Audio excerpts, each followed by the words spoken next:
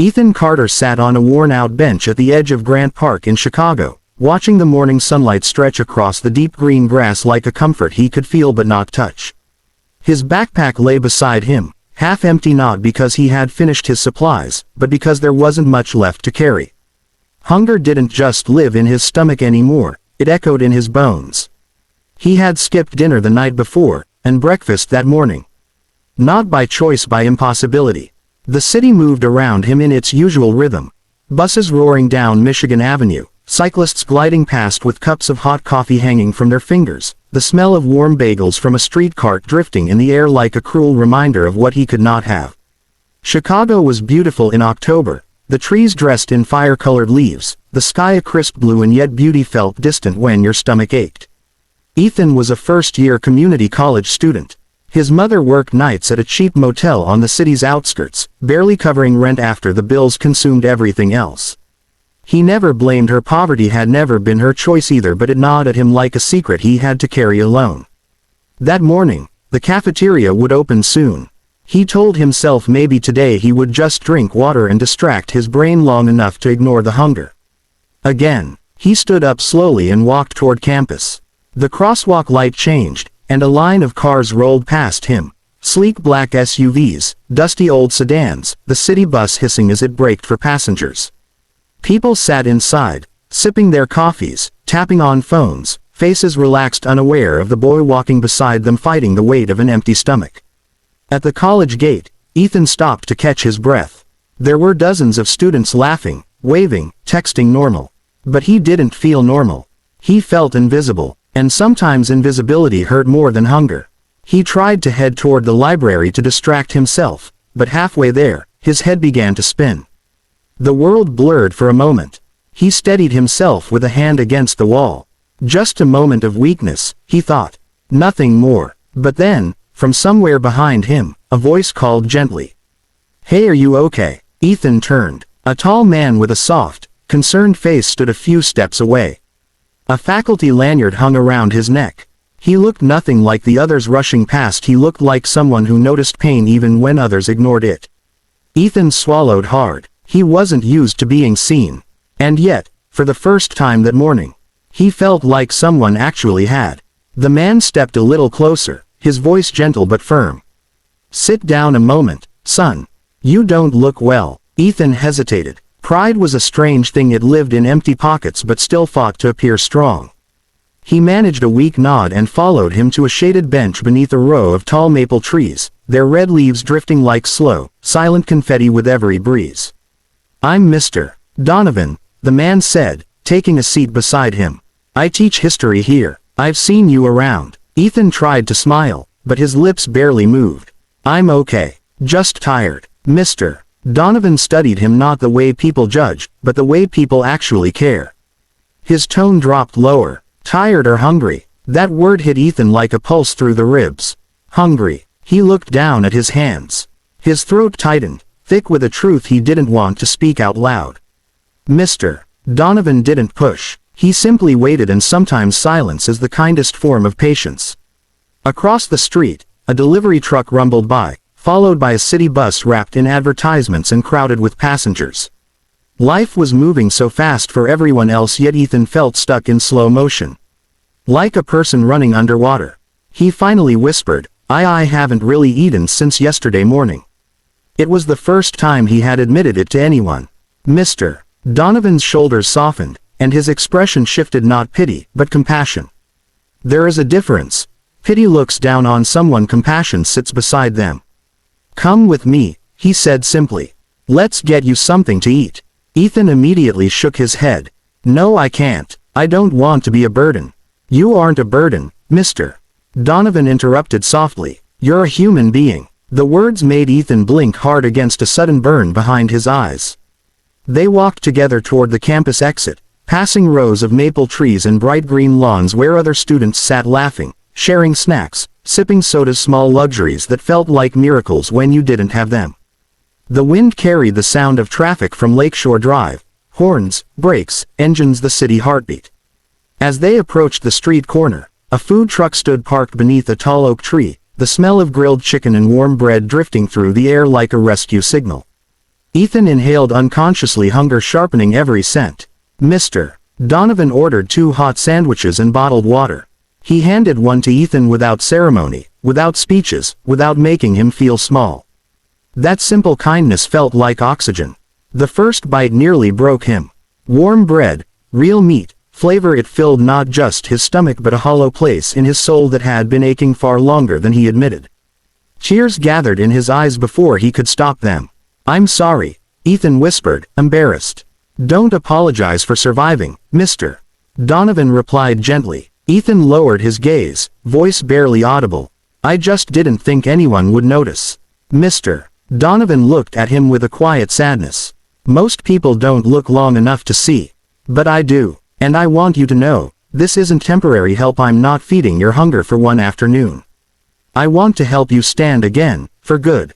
Ethan stared at him, stunned because kindness this big felt unreal. For the first time in a long time, hope tasted real. The warmth of the food steadied Ethan's body, but his heart was still trembling. Hunger wasn't the only thing he had been carrying. There were heavier things, invisible but crushing. They walked slowly along the park's pathway, fallen leaves rustling under their feet. In the distance, the skyline of Chicago stretched upward, glass towers piercing the sky, shimmering in the afternoon sun. Across the street, a line of yellow taxis rolled past, their engines humming beneath the soft whisper of autumn wind. "Ethan," Mr. Donovan said quietly, "I want to understand what you're facing, so we can fix it. Not just today." Ethan swallowed hard. He didn't know where to begin. But something inside him, something tired of hurting alone, finally opened. "My mom. She works night shifts," he whispered. "She barely sleeps. Most of her paycheck goes to rent. Some weeks we don't even have enough for groceries. I try to help part-time jobs, searching online, anything but school hours clash with hiring hours. Some days, I just choose between eating and keeping up with classwork." His voice cracked on the last word. Mr. Donovan slowed his pace. "And you were carrying this alone?" Ethan wiped his eyes with the back of his sleeve. "Who would care? People have their own problems. Nobody sees the kid who doesn't eat, they just see a student who looks tired." They reached a bench facing Buckingham Fountain. Water rose gracefully into the air, glistening under the sunlight like crystal threads. Children played nearby, families walked hand in hand, joggers passed with headphones, everyone rooted in their own moments. But Ethan felt like a story nobody cared to read. "I thought if I just worked harder, maybe one day things would get better," he murmured. "But lately, I feel like I'm running on empty all the time." Mr. Donovan rested his hand on the bench, thoughtful. "Ethan, hunger isn't just a lack of food. It's a lack of safety. A lack of rest. A lack of someone to lean on." Those words broke something loose, a knot Ethan had held inside for far too long. "I'm so tired," he whispered, voice trembling. "Not just hungry. Tired." A city bus rumbled to a stop nearby, doors hissed open, people boarded, unaware of the quiet breakdown happening just a few steps away. The world never pauses for someone suffering. It just keeps moving. But Mr. Donovan paused. "For the record," he said softly, "you don't have to be strong alone anymore. Not in front of me." Ethan looked at him, stunned by the sincerity in his voice. "You're not charity, Mr.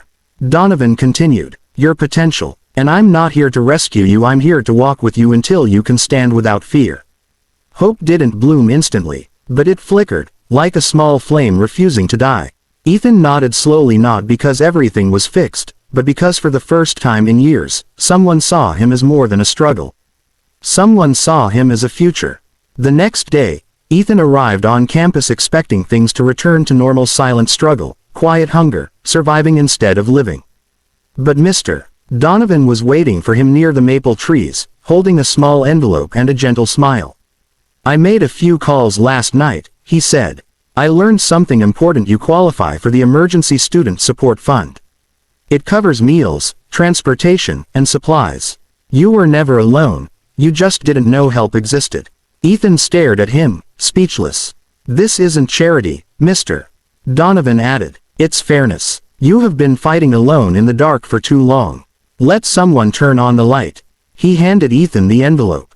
Inside was a temporary card for the student food program, enough to guarantee full meals every day. For the first time in months, Ethan felt his lungs fill without fear tightening around them. But that wasn't all. I also got you an interview for a campus library assistant job, Mr. Donovan continued. Weekends only. Good hours. Study friendly. It should help your mom too. Tears rose instantly, not from sadness, but from relief so deep it felt holy. Why? Ethan whispered. Why help me this much? Mr. Donovan looked him straight in the eyes. Because someone once helped me when I was hungry and invisible too. And kindness doesn't end, it passes forward. They walked together across the quad. The sun stretched gold across the grass, students laughed under the shade of old oaks, and a light breeze carried the sound of cars rolling by on the street. But this time, the city didn't feel heavy. It felt alive. That afternoon, Ethan called his mother. For the first time in a long time, his voice wasn't heavy with worry. He told her everything: the food card, the job interview, the stranger who saw him. She didn't speak at first. She just cried softly through the phone, a cry made of exhaustion finally loosening its grip. From that day forward, he stopped walking through life like a shadow. He studied harder, ate regularly, and slept without counting pennies in his head. And every time he passed the bench where he first nearly collapsed, he remembered. One moment of compassion can change a lifetime of pain. And years later, when another young student sat alone on that same bench, hungry, trembling, and unseen, Ethan would be the one to stop and say, "Sit down a moment, you don't look well." Because kindness, when real, doesn't end, it becomes someone else's beginning.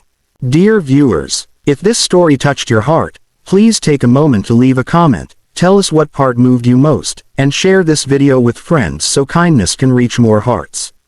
And don't forget to subscribe to the channel Kindness Quest, where every story reminds us that goodness still lives in this world. Green Heart.